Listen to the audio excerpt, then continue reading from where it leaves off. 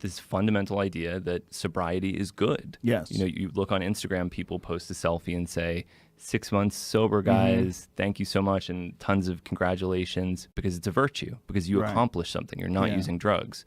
Yeah. Whereas in other cultures, that would not be the case. People would just say, oh, you've decided not to work with a certain medicine. That's an interesting choice, not an accomplishment necessarily. Who was it saying? Was it Kyle Kingsbury that was saying that how much he hates the term plant medicine, or was it Dennis? I think it was Kyle. You don't like the term plant medicine, do you? I don't. Well, do you? It's a weird sort of pretentious. Yes, I know. Well, people call ayahuasca the medicine or things like that. Yeah, or toad medicine. I mean, I wouldn't. You don't hate it. A lot of these like more flowery terms like entheogen, I just don't use them myself, but I don't hate it. Well, I think people like you are very important, and I'm a big fan.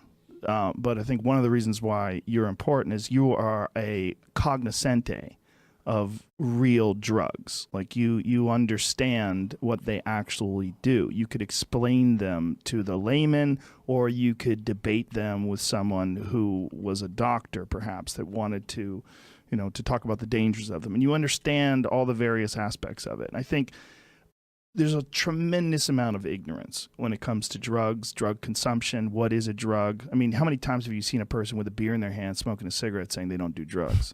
It is so fucking stupid, but it's so common. There's this very, very, very common aspect of being a person, which is this desire to change your mental state. And we've done it throughout history with various substances. But there's so much stigma attached to it. And one of the things I've been doing lately on stage, I'll ask people, how many people get piss tested at work? It's fucking stunning. It's stunning. It's like more than 10% of the audience will raise their hand. Like 1 out of 10 people gets their body tested to make sure that while they're not working there, they're not putting anything in their body that's prohibited. Which is such a horrible invasion of privacy that became so popular that in the 80s during one presidential election, all the candidates voluntarily had their urine tested to prove that they were sober. I mean, this is like truly considered a virtue. And it's immensely invasive. I say this as someone who's analyzed my own urine in a laboratory before, and it's like a strange portal into your own life that you're showing to a stranger. Everything that you've consumed is then apparent there. Yeah. And it's a huge invasion of privacy that we've just decided is acceptable, and you have to be very careful about these things. Yeah. No, I agree. And, of course, the synthetic cannabinoid epidemic, if you want to call it that. I actually don't want to call it that because I hate even the idea of a drug epidemic, but the popularity of synthetic cannabinoids is largely driven by the fact that they didn't show up on these urine tests. So initially it was in the military, then it was people who were on parole or probation, people who were living hard lives, wanted to get high, couldn't get high. This was a way that they could do it. And so they've incentivized people that just wanted to smoke weed using completely untested synthetic cannabinoids instead as a direct result of these urine tests. Well, it's also just a complete misunderstanding when it comes to the actual effects and how long they last. You're not even testing a person's conscious state. You're testing whether or not a person has altered their state of consciousness outside of their working time.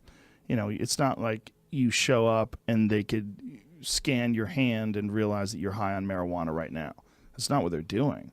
What they're doing is they're testing you for something that could linger in your body for weeks after the psychoactive effects have long since gone.